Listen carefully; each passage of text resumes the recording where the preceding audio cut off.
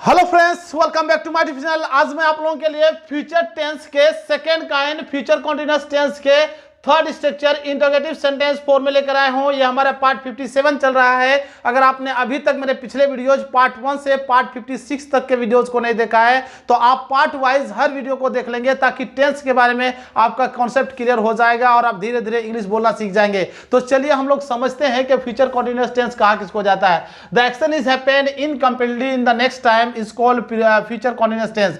जब एक्शन होगा कैसा होगा, अधूरा होगा, इनकम्प्लीट होगा फ्यूचर समय में, आने वाले समय में, यानी जो फ्यूचर में होने वाला अगर कोई एक्शन होगा तो और वह कैसा होगा, अधूरा होगा, तो उसको हम लोग फ्यूचर कंटीन्यूअस टेंस कहेंगे। ओके, आप हिंदी के सेंटेंसेस को कैसे पहचानेंगे? ये फ्यूचर कंटीन्यूअस टेंस का सेंटेंसेस है। तो यदि किसी हिंदी सेंटेंस के अंत में ता रहूंगा, ते रहेंगे, ती रहेगी, ता रहेगा, आदि लगा रहेगा, यानी तार होगा, ते रहेंगे, ती रहेगी, तार होगा, आदि लगा रहेगा, तो आप समझ जाएंगे ये फ्यूचर कंटीन्यूअस टेंस का सेंटेंसेस है। और ऐसे सेंटेंसेस में हम लोग बात कर रहे थे कि इनकम्प्लीट होगा। देखिए मैं आपके लिए 7 सेंटेंसेस लेकर आया हूं। अगर आप इसको गौर से देखेंगे, अगर समझ जाएंगे तो आप हजारों सेंटेंसेस बना सकते हैं। What ever comes in your mind you can make sentences. Hindi into English में आप कर सकते हैं, जो भी आपके दिमाग में आएगा। तो चलिए बात करते हैं, क्या तुम मुझे जिंदगी भर प्यार करते रहोगे। देखिए ये एक हिंदी सेंटेंसेस है और हिंदी सेंटेंस के अंत में है ते रहोगे। यहाँ पे ते रहेंगे, ते रहोगे, ती रहेगी, आदि लगा रहेगा।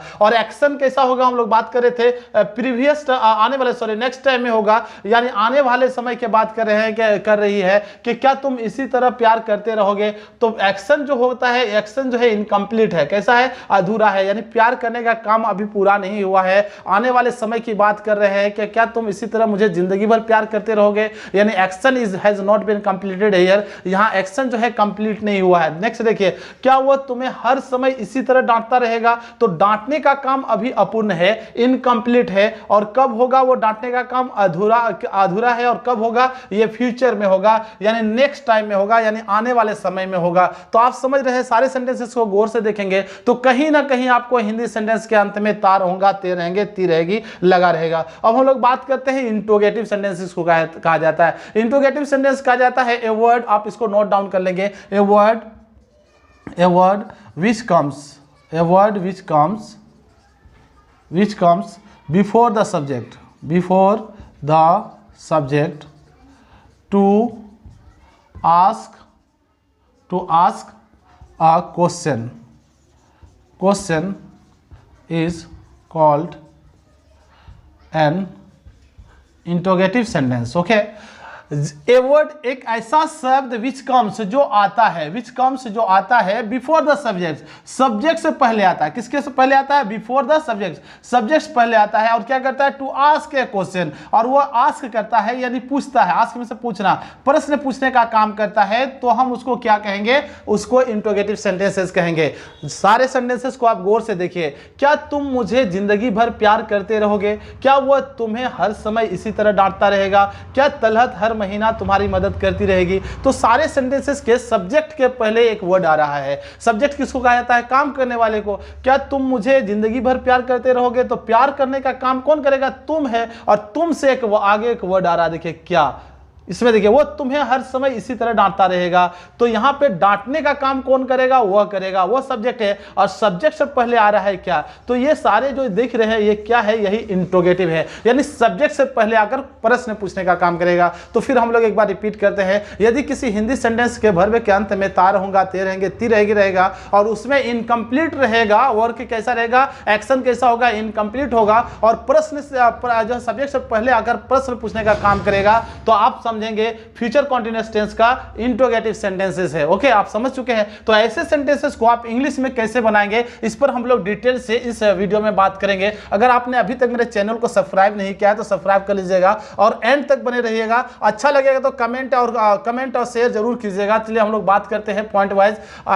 इसके लिए एक स्ट्रक्चर है। ओके, शेर या will plus subject plus be plus before plus object plus otherwise, तो other word sorry, plus question mark. तो यहां से हम लोग बात करते हैं, पॉइंट वाइज हम लोग बनाते हैं। क्या तुम मुझे जिंदगी भर प्यार करते रहोगे, तो इसमें हम लोग सबसे पहले सेल और विल, सेल या विल में से कोई एक लगाएंगे। तो आप जानते हैं कि सब्जेक्ट अगर फर्स्ट पर्सन होगा, कौन पर्सन होगा, फर्स्ट पर्सन होगा, यानी आई और वी होगा। ओके, आई और वी होगा, तो इसके साथ आप सेल का प्रयोग करेंगे। किसका, सेल का प्रयोग करेंगे। अगर सब्जेक्ट आपका सेकंड पर्सन होगा या थर्ड पर्सन होगा या दुनिया का कोई भी सब्जेक्ट क्यों ना हो, ओके, उसके साथ जो है जैसे सेकंड पर्सन में यू जानते हैं और थर्ड पर्सन में दे, पुलर नंबर में है दे, ही, सी, इट, ओके, और कोई भी नाम, कोई भी चीज़ अगर होगा, इसका स्ट्रक्चर इसमें होगा, अगर सब्जेक्ट होगा तो इसमें आप क्या लगाएंगे, विल का प्रयोग करेंगे। किसका? विल का। यानी आप याद कर रख सकते हैं कि आई और वी अगर सब्जेक्ट होगा तो आई और वी के साथ ही सिर्फ इस सेल का प्रयोग किया जाता है, और जितने सारे सब्जेक्ट बच जाते हैं बाद में, यानी सेकंड पर्सन हो या थर्ड पर्सन हो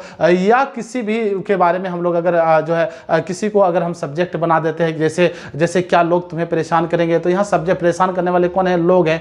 तो लोग जो है थर्ड पर्सन पुलर नंबर है, तो ये सब्जेक्ट है, तो इसके साथ आप क्या लगाएंगे? विल का। यानी याद रखना होगा, you have to remember one thing कि सब्जेक्ट फर्स्ट पर्सन और second person, first person I और वी के साथ आप सेल का प्रयोग करेंगे। ओके, तो यहां हमारा चूंकि सब्जेक्ट हमारा यहां तुम है और तुम के आगे हम लोग क्या लगाएंगे?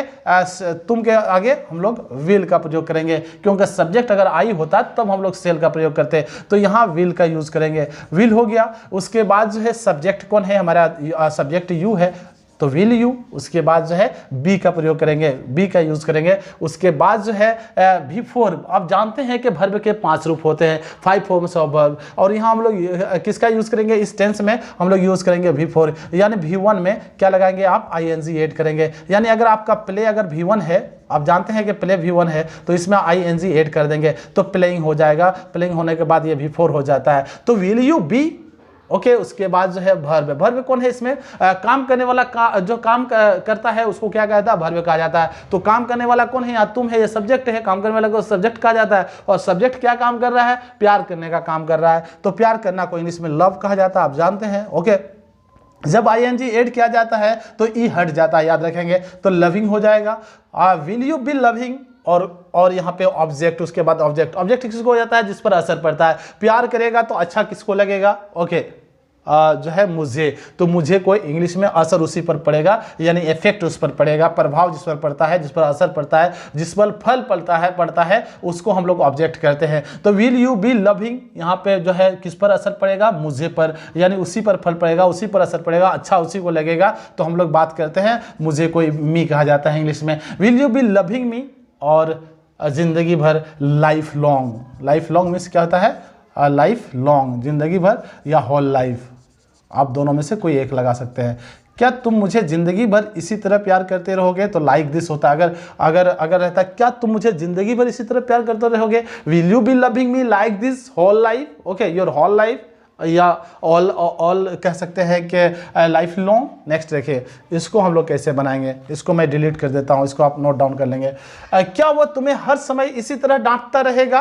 तो इसमें सब्जेक्ट कौन है? सब्जेक्ट काम करने वाला है, डांटने का काम कौन करेगा? तो सब्जेक्ट वह है, वह करेगा। तो यहां हम लोग ये वह के साथ आप सबसे पहले विल का यूज करेंगे। पहले हमारा स्ट्रक्चर कह रहा है विल, उसके बाद सब्जेक्ट है ही विल ही, उसके बाद बी का यूज कर देंगे, सब्जेक्ट कोई भी हो, ओके, उसके साथ बी का यूज होगा, प्लस बिफोर वर्ब का फोर्थ रूप यूज करेंगे। तो यहाँ पे डांटना वर्ब है। डांटना जो है, डांटना को इंग्लिश में स्कोल्ड कहा जाता है, या डांटना को जो है रिवर्ब भी कहा जाता है, झिड़क देना, डांट देना, ओके, या चाइल्ड भी होता है। तो विल यू बी स्कोल्ड, इसमें ING लगा देंगे, स्कोल्डिंग। ओके, और तुम्हें को इंग्लिश में यू कहा जाता है। डांटेगा किसको? ऑब्जेक्ट किसको कहा जाता है? जिस पर असर पड़ता है, डांटेगा तो असर इसी का पड़ेगा। ओके, तुम्हें, तो will he be scolding you. Okay, और हर समय इसी तरह को इंग्लिश में like this every time, like हर समय, every time, like this every time आप लगाएंगे, एवरी टाइम या एनी टाइम, एवरी टाइम, और लाइक दिस, इसी तरह लाइक दिस। तो कैसे बनाएंगे? Will he be scolding you every time like this? क्या वो तुम्हें इसी तरह हर समय डांटता रहेगा? क्या तलहत हर महीना तुम्हारा मदद करती रहेगी? तो इसको कैसे लिखेंगे? इसमें सब्जेक्ट कौन है? तलहत है, तो तलहत के साथ विल का यूज करेंगे, विल तलहत। ओके, विल तलहत, उसके बाद बी का यूज करेंगे, विल तलहत बी। उसके बाद मदद करना का क्या होता है? हेल्प। हेल्प में क्या लगाएंगे आप? ING लगा देंगे, हेल्पिंग। विल तलहत बी हेल्पिंग, और किसको? तुम्हें, किसको? हर जो है, क्या तलहत हर महीना तुम्हारी मदद करती रहेगी? तो यू, तुम्हारी करेगी, यू। विल तलहत बी हेल्पिंग यू, और हर महीना एवरी मंथ क्या हो जाता है? Every month.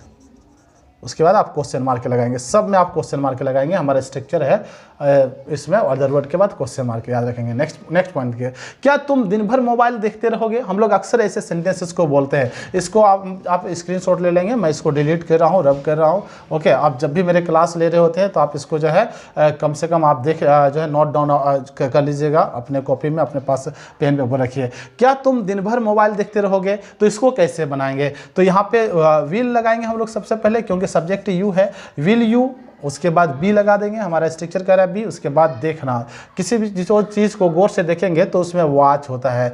ओके, वॉच में से देखना, आप जानते हैं वॉच में से घड़ी, यहाँ पे वॉच में से देखना, ये भर्ब होगा, तब वॉच में से जो है देखना हो जाएगा। और नाउन अगर होगा तो वॉच में से क्या हो जाएगा? आपका घड़ी हो जाएगा, नाम है वो घड़ी। विल यू बी वॉचिंग, इसमें आएंगे लगाएंगे, वॉचिंग मोबाइल है ना। और दिन भर ऑल द डे, उसके बाद आप क्वेश्चन मार्क लगा देंगे। ओके, नेक्स्ट देखिए, क्या लोग मेरे साथ इसी तरह व्यवहार करते रहेंगे? तो इसको कैसे बनाएंगे? Will the people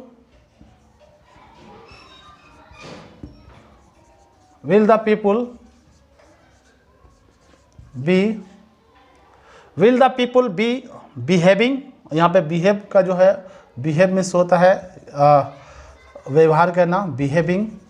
will the people be behaving like me, with me, like this, with me और लाइक दिस। उसके बाद क्वेश्चन मार्क लगा देंगे। ओके, क्या आप लोग मुझे हराने की कोशिश करते रहेंगे? तो इसको कैसे बनाएंगे? विल यू बी, ओके, यहाँ पे दो वर्ब है, याद रखेंगे, इसलिए मैंने दो वर्ब लाया है, कोशिश करना, एक हराना। ओके, एक कोशिश करना, एक हराना, तो दोनों में जिसमें कोशिश करना को मेन वर्ब कहा जाता है, जिसके अंत में ताते रहेंगे। तो विल यू बी, उसके बाद कोशिश करना, ट्राई, इसमें आईएनजी लगा देंगे, इसमें V4 का यूज़ करेंगे। विल यू बी ट्राइंग, उसके बाद यहाँ पे हराना को इंग्लिश में क्या कहता है? डिफीट। क्या कहा जाता है? डिफीट।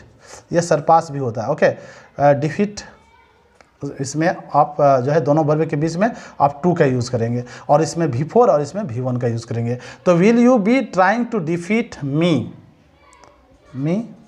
और मुझे आप लोग हराने की कोशिश करते रहेंगे। Okay, will you be trying to defeat me, क्या मुझे हराने की कोशिश करते रहेंगे?